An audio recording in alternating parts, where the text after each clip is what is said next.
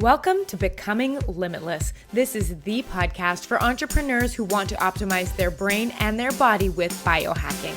I'm going to teach you how to eliminate brain fog and upgrade your health so you can have more productivity, energy, and growth in your business. I'm your host, Tanessa Shears. Let's jump in. Welcome back to the podcast. I cannot believe we are at the end of the year already, and it is Christmas this week. So if you celebrate Christmas, Merry Christmas. If you don't, Happy Holidays. This year has gone by so incredibly quickly. And I don't know if it was just a fast year or if it was because the pandemic was here or if it was because I had a baby or maybe all of the above. But this year literally has flown by. And I really love to take this time of year to kind of sit back and reflect and see what I have accomplished with this year. And I get so excited about the end of the year. There's nothing more that I love than a good goal planning session. My husband and I every quarter sit down and review the big goals and what we're hitting and what we're setting up for the next 3 months. But it's on a whole new level when it comes to the new year because I like to set them fresh for the year. I check in nonstop all year to make sure I'm actually hitting my goals. And I think it's important that we do that we make sure that we take the time to review the goals that we set on a regular basis so we don't show up next year and realize we didn't get anything accomplished. So this is an exciting time of year for me. I hope you are having a great holiday season so far. Today on the podcast, we're going to be talking about food again.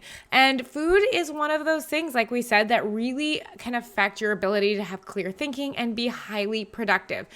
While last week we talked about the types of food that create inflammation, today I wanted to give you more of a rundown on how I view food, my philosophy on eating and portion sizing and how I choose my foods and what I share with my clients, because this is real life stuff that you can take away and start implementing immediately. And we're going to be talking specifically about our whole food lifestyle that we live in this house and how often we actually end up sticking to it. So to give you a little bit of context, my husband Flynn and I, we've been enjoying a whole food lifestyle for, I'd say probably almost 3 or 4 years now. We decided to do an experiment based on a book I had read, and I love to read. I am always reading, although now that I have a baby, it doesn't happen quite as often as I like, but I still like to get a good amount of reading in when I can. And I had read a book that Gretchen Rubin actually talked about in one of the books that she wrote. And the book was called Why We Get Fat and What to Do About It by Gary Taubes. And that was the first glimpse I had into how food can really affect our bodies beyond just the basic assumption that calories in equals calories out. I mean, what actually happens on a hormonal level with your food? And then right after that, I actually read one of my favorite books of all time by Jason Fung. It's called The Obesity Code. And if you have not read this book, I highly recommend you go to Amazon or head to the bookstore right now and order this book because it completely blew my mind. This book was the book that taught me why the work I was doing in the gym with exercise and clients wasn't getting the results that I wanted. And that is really when I started introducing my philosophies on whole food nutrition.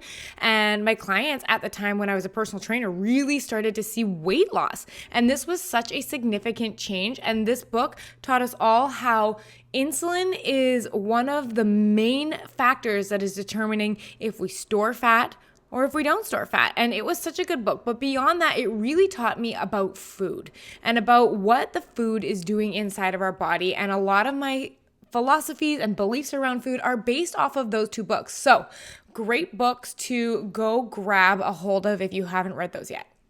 So anyways, I had read these books and was really enjoying them. And I remember I was laying in bed with my husband one night and I was reading this book and I looked over at him and I was like, hey, do you want to go no sugar, no flour for 30 days and see how we feel on the other end of this? And he looked at me and he's like, sure. And then I'm like, what do you eat if you don't do sugar and flour? I mean, for the most part, our meals were sandwiches and wraps and pasta, and we had a lot of breaded things, and our breakfasts were cereal. everything we ate was largely sugar or flour at the time. And yes, there was definitely vegetables, but the predominant part of our meals were really flour based. And after learning, how flour actually affects our body, not just from a weight standpoint, but looking long term at brain health and ability to focus and keep stable blood sugar, this was something that I wanted to try. And I didn't even know at the time that this was considered biohacking, doing something directly to your body to have an outcome that's going to make you feel clearer or more productive or increase your longevity. So we started out on this 30 days, and I've got to tell you, it was such a tough 30 days for the first couple of weeks. Like, you almost go through this, I call it like the lull in week 1 and then to week 2, where you're literally just ready to pull your hair out and you're grumpy and you get mood swings and you're hungry all the time. And this is your body learning that it doesn't need to rely on simple carbohydrates all the time for energy. It's learning to rely on stored fat without the fluctuations in blood sugar all the time. And this process is a little rough. And I always tell my clients, it's going to be a little bit rough at the beginning. I promise you, you'll be fine, because food is not an emergency. There's always plenty of it. We live in a world where food is readily available. There's no starvation. There's no hunger. We just need to let our body readjust with real food. So we did this, and I gotta tell you, by the end of the second week, when things started leveled off, those were the longest 2 weeks of my life. But then after that, actually, we ended up feeling really clear. I remember having this energy when I woke up that felt amazing. And I was able at the time, when I was training 7-8 personal training clients back to back, I was able to have energy through all of those. And I didn't need to snack or have food on the personal training floor every 2 to 3 hours. I really didn't enjoy doing that anyways, because I feel it's not professional. So it was really nice to not feel starving all the time, and that my body was able to take care of itself. And on top of that, I ended up dropping a couple pounds and got super lean. My workouts got stronger. I put on more muscle than I've ever had. And I was feeling really good about myself. And the clarity, that mental sharpness that I felt was so helpful in my business. I mean, beyond coming home after 7 or 8 hours of clients 5 days a week, I was able to get programming done. I was able to get emails done. I was able to actually have the energy to hang out with Flynn at the end of the day, instead of crashing onto the couch to watch a whole bunch of Netflix or, burying my face in a bag of popcorn. So this had really started to make such a big difference in my life. And I was like, oh my gosh, this is phenomenal. So to this day, if you fast forward today, that was, almost 4 years ago, I guess.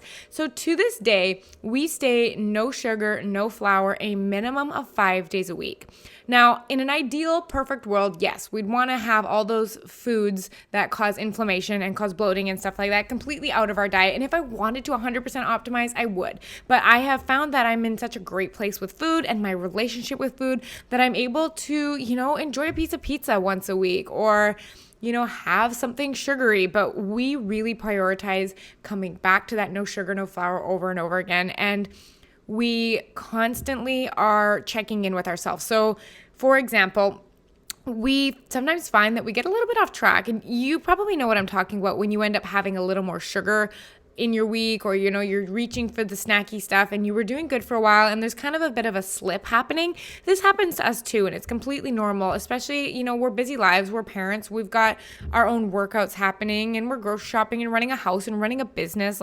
Life gets busy, and sometimes we get a little bit of slippage. So what we actually do, and it's funny enough, now that I'm recording this, we're actually starting another 30-day challenge for ourselves on Monday. So we do this maybe 2 or 3 times a year. It's kind of like a reset where we like to pull back and really get back to the roots of our beliefs about food and how we want to feel every day. So now that you know kind of my stance on whole food living and how we got into it, let's talk about what it means to have a whole food lifestyle. So I define whole foods as anything that either came from the ground or had a mother at one point, meaning you can look at the food and you know exactly how to answer that question. The other way I remember what a whole food is I remember green face. Is it green or did it have a face? The other one, like I said, is did it come from the ground or it had a mother? So I'm going to take you through a couple common foods and I'm going to tell you how I categorize them. So if I'm looking at a giant plate of pasta, well, that pasta noodle didn't come from the ground and it didn't have a mother. Therefore, it is not considered a whole food because there have been so many ingredients added to it and it has been processed, so it is no longer a whole food. Then let's take a look at something like broccoli. Well, that definitely came from the ground. So yes, that's a whole food. Chicken, it had a mother. Yes, that's a whole food. Cheesies. You look at that thing, I honestly don't even know what is in a cheesy, but it did not come from the ground and it certainly did not have a mother that gave birth to that cheesy. So that is definitely a processed food. Then you look at something like bread. Again, the ingredients of bread. What is actually a piece of bread? The piece of bread did not grow out of the ground and did not have a mother. It had to be processed and mixed with other ingredients in order to become the bread. So just because it had flour in it and that was once a grain that one time came from the ground before it was modified, genetically, no. You want to look for it. Did that piece of bread come out of the ground? Did that piece of bread come out of the ground? The answer is no, so it is a processed food. Now, I'm going to give you this. There are some middle ground foods like yogurt and cheese. So they are processed, but we also know where it came from. So the best thing is look at the ingredient list. So ingredient lists are always organized by the items with the most volume by weight are at the beginning of the ingredient list, and the foods that are in there the least are at the end. So if you have a whole bunch of ingredients, like the list goes on, chances are it's pretty highly processed. If it's just a couple ingredients, chances are it's probably closer to a whole food. Your best bet is just to go back to actually the lesson from last week's podcast where we talked about looking at a food and how your body reacts to it, because I think I might have mentioned this, but dairy is one of those foods that is hit and miss with some people. Some people react to it really well, and some people don't tolerate dairy at all. So head back to the last episode if you missed out on that and make sure you listen to the part on food sensitivities, because that'll help you out with these middle ground foods as well. There's a difference between a whole food and an organic food. A whole food does not have to be organic, but organic foods usually are whole foods. So like we said, if whole foods either came from the ground or had a mother, they can be organic, but it doesn't mean they have to be. So there are 12 foods in general that we want to stay away from when it comes to just regular produce that we should always buy organic. So these are called the Dirty Dozen. I ended up doing an entire post on Instagram that you can save to refer to quickly, all about the 12 foods that you always need to buy organic because they are on the Dirty Dozen. So I will leave a link to that in the description and you can go over there and save it so you have it when you're grocery shopping. I pull that little graphic that I made with the 12 foods on it out all the time because I can never remember. But so if you're standing in the grocery store and debating whether or not to grab organic, this is a really easy resource for you. So what the Dirty Dozen is each year the USDA, or the United States Department of Agriculture, they test the most common fruits and vegetables for how much pesticides and residue of chemicals are found on them. So whole foods, fruits and veggies and everything like that, they're all part of a healthy diet. But if we're going to make the best choice for our bodies and our brains so that we can function and show up in our business clear, this is the information we got to know. We are still in the year 2020, so these foods I'm going to share with you, they do apply to 2020's inspection, but there were 47 fruits and vegetables tested for possible pesticide residue, and the 12 I'm going to share with you right now actually contain the highest quantities and levels of pesticides compared to all other produce tested. So these foods I'm going to tell you are going to be presented in order from highest contamination moving to least. So it starts at the top with strawberries actually having the highest levels of pesticides of all other fruits and vegetables measured. So it's strawberries, spinach, kale, nectarines, apples, grapes, peaches, cherries, pears, tomatoes, celery, and potatoes. So these are 12 foods that are going to be a wonderful choice when buying organic. But I want you to keep in mind, like, just because you buy organic foods, it doesn't mean that you can't have cross spray or, spray that's carried by the wind between neighboring farms, or even like seepage from water in the soil from one farm to the next. Like if one farm uses a lot of pesticides and waters the crops, it'll get into the soil and seep over. But you know that at least they aren't intentionally dousing all their food in pesticides. And it's a wonderful option to include all these foods, but there's a smart way to eat them. So this is just a simple list to help you spend your money where it matters most.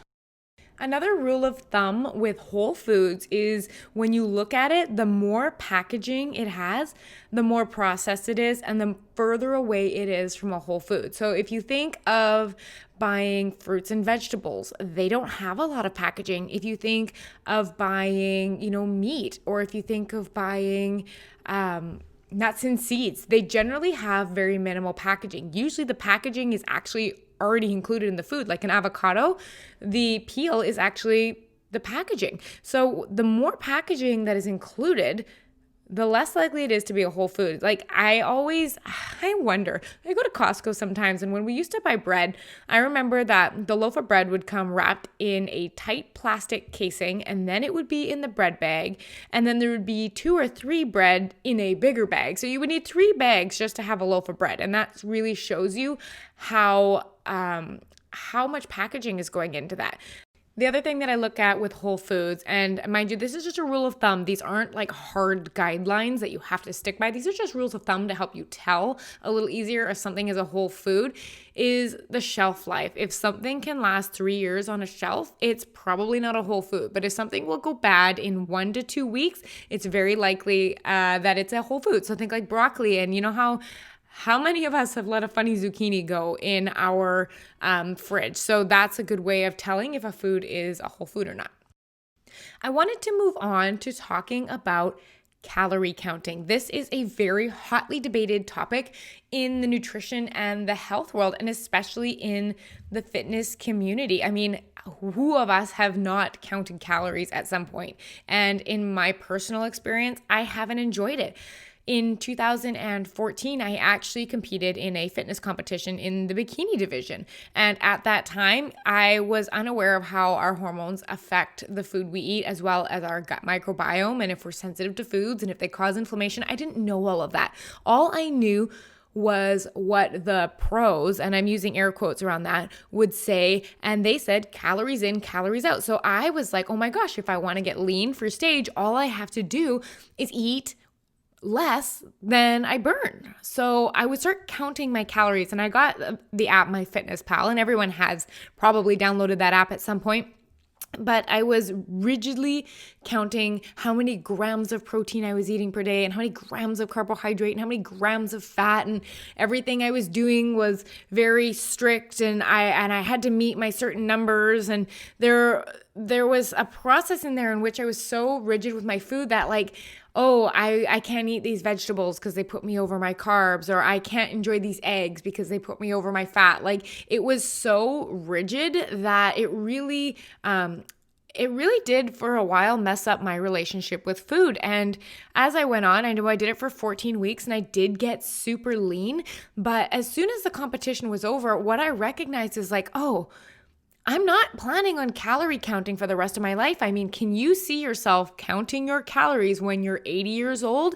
If the answer is no, then calorie counting is not a sustainable way to live. If you rely on counting your calories and your macros down to the gram and to the calorie in order to stay healthy, we've missed the point of actually being healthy in our relationship with food. And I know that there are a lot of fitness professionals that will disagree and say, no, calorie counting helps us be aware of what we're putting in our body. But I'm going to be teaching you a way in this podcast today of how I am very aware of my servings of carbs, proteins, and fat that doesn't require an app telling me, that I'm much more tuned in with my body and what it needs, and feeding my mind and not just my body. And this has really changed my relationship with food, as well as the many, many clients I have taught this to. I don't preach calorie counting. You will never get me or have me ask you to count calories. I just don't find it's a long-term effective way of eating. If you don't know how to eat without calorie counting, there's some lessons to be learned. And I hope that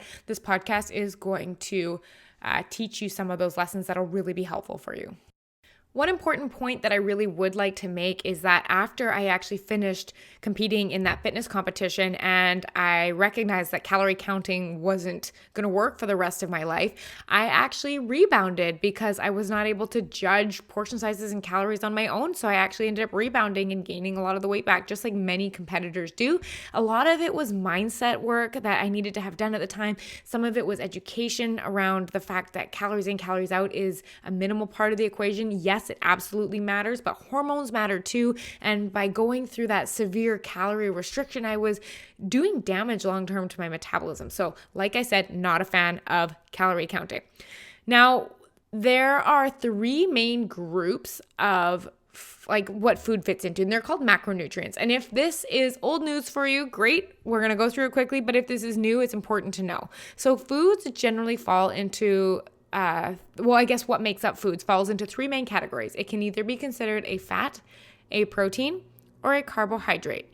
And I love them all. I don't discriminate against fats. I don't discriminate against protein or carbs. What I do discriminate against is crappy, fake, processed food. It doesn't matter if it's a fat, a protein, or a carb. So I don't want you to look at this as carbs are bad, fats are good, fats are bad, whatever like that. I want you to think whole foods good, processed foods are the ones you want to watch out for. So it's about choosing the right ones in the right quantities. The other thing I think it's important to mention is that foods don't just fit into one category. Like a food isn't just a fat, and it's rarely just a carbohydrate or rarely just a protein. They usually have multiple, like they could be a fat and a protein or a fat, protein, and a carb. Like for example, even if you Google like black beans nutrition, like if you plug that into Google and you look at like a half cup of serving size of black beans, it's 7 grams of protein, 20 grams of carbs, and half a gram of fat. So the fat is almost negligible, but your black beans are primarily a source of carbohydrate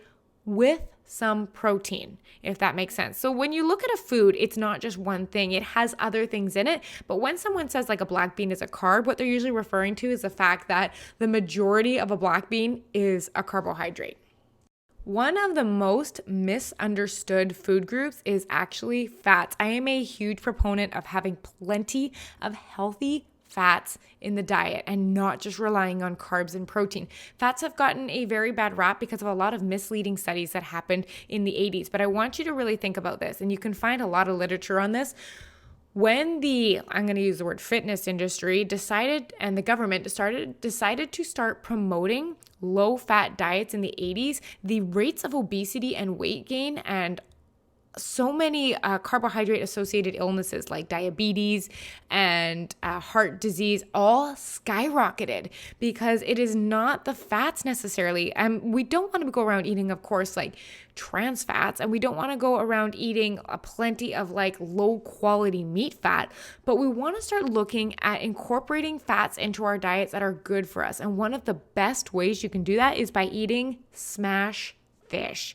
Now, I didn't say smashed fish. SMASH is an acronym. It stands for salmon, mackerel, anchovies, sardines, and herring. Those fish are small and they're on the bottom of the food chain, which means that they are the lowest in mercury and they actually have the highest in the good fats that you need.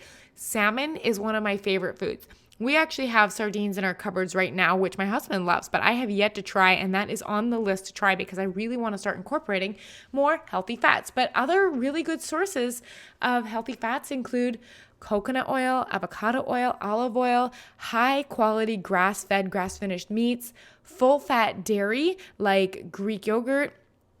Eggs are great, and nuts and seeds are great.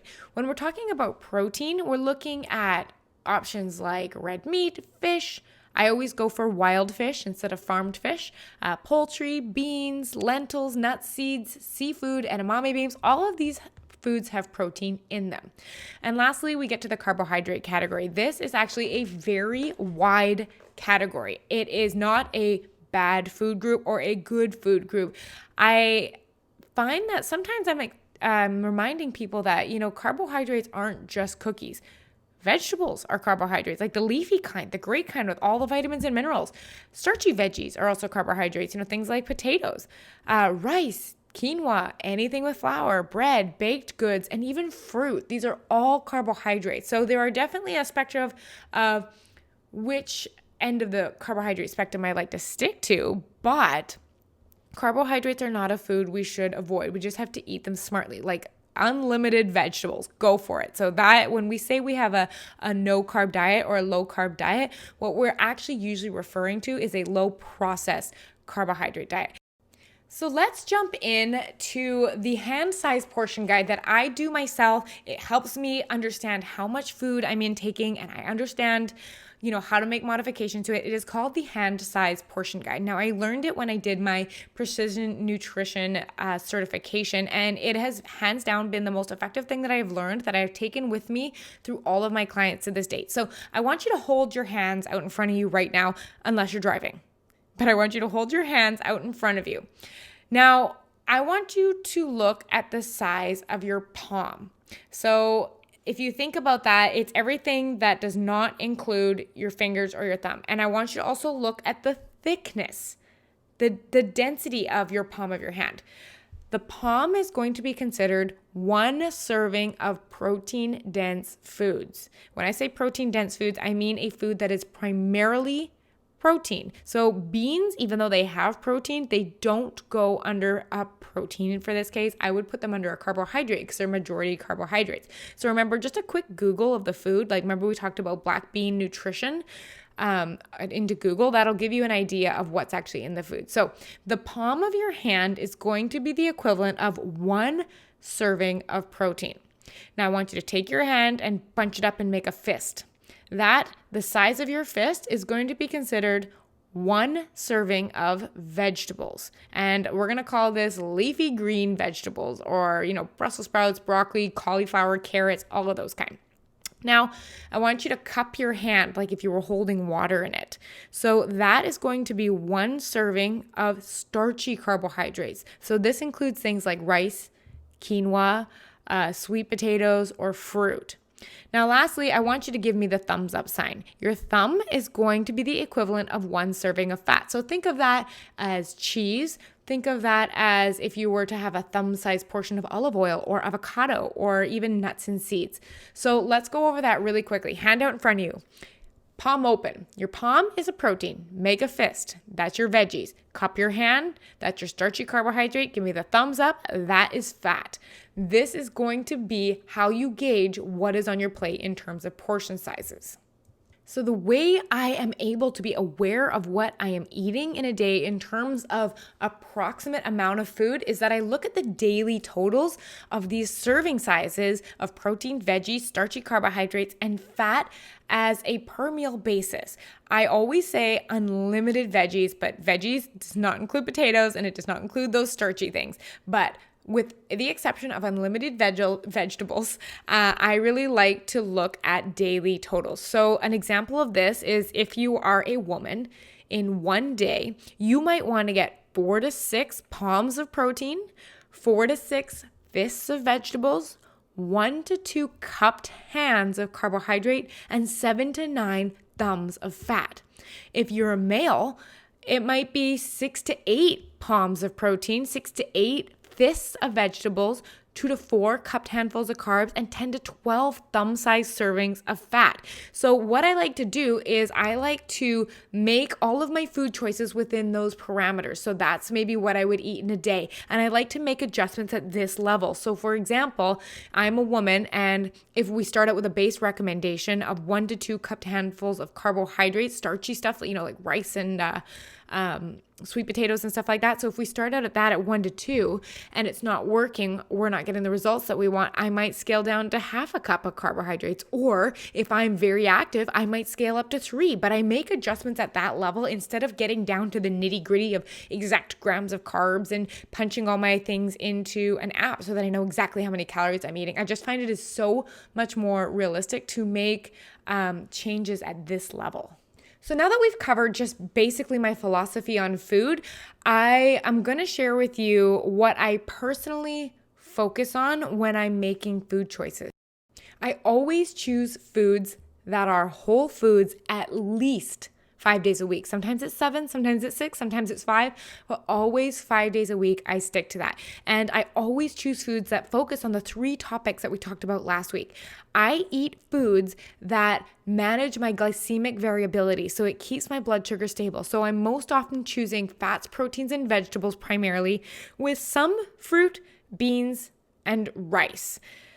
Then I make sure that my food has low to minimal rancid oils. I'm checking my ingredient list for sneaky things like soybean oil, and I'm making sure I'm cooking with fats that don't destabilize. So I'm cooking with avocado oil or butter usually. And then lastly, I don't eat foods that bother me or bloat me or give me brain fog. So a really good example of these is sugar and flour. Every time I have a slice of pizza, I am ready to take a nap after. And that is a really clear indicator that this is creating inflammation in my body. So I don't eat foods, no matter what, on my minimum 5 days that fall into that category. So on an average day, especially during my work week, because the quality of food you eat during your workday has a massive impact on your ability to be productive in your business and to be clear and to stay focused and make good decisions. So you don't want to end up, watching a couple extra episodes of Netflix after lunch. So what I'll usually eat, when I eat it first thing in the morning, I usually wake up and I have a black coffee. And then sometime between 9 and 11, it really just depends on if my daughter's awake, what time we both have breakfast, if I worked out, if I am working, if I have a client. I will usually eat eggs, and I'll usually have about 3 scrambled eggs. For lunch, I then have a big, huge salad, usually with chicken and avocado and like 5 or 6 different type of vegetables. And I'll put some feta cheese in there, and it'll be an absolutely delicious, delicious lunch. For dinner, I'll have something like white rice with salmon and then asparagus and Brussels sprouts on the side. Or another really good favorite of mine is actually taco salad. So I will get a ground meat, and I will mix it with some chili powder, and I will have salsa and black beans and corn and mixed greens and lots of cheese, and it'll kind of like be like eating a taco, but it's made into a salad. And that is one of my favorite things to eat. And that's what a whole food day looks like. Everything is delicious. Everything keeps me energized and focused and clear. And that is the priority, what I'm eating during a work day. So before we jump off, I just wanted to make sure that you've had the opportunity to download the playbook that I made. It's called 12 Ways to Biohack Your Energy. It is so good. I have been living by the 12 biohacks in there, and I would love for you to grab it too. The whole purpose is to help you have highly energized mornings and super productive days in your business. So it's completely free. It's a downloadable PDF in which you can literally download, read, and implement right away. It's at TanessaShears.com/playbook. Go and grab it. This is one thing you're not going to want to miss out on. I have really appreciated having you here this week. I hope that it gives you a new perspective and a fresh way of looking at food that not only fosters a healthy diet, but a great relationship with food in which you're making choices based on the good of your body and not, a number goal that you're supposed to hit on an app. I hope you have an absolutely beautiful week, and I will look forward to seeing you next week. Bye. Ready to begin each day feeling energized and focused? I'd love to work with you one-on-one.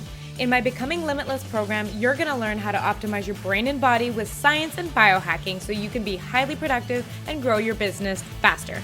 Join me over at TanessaShears.com/work with me. I'll see you there.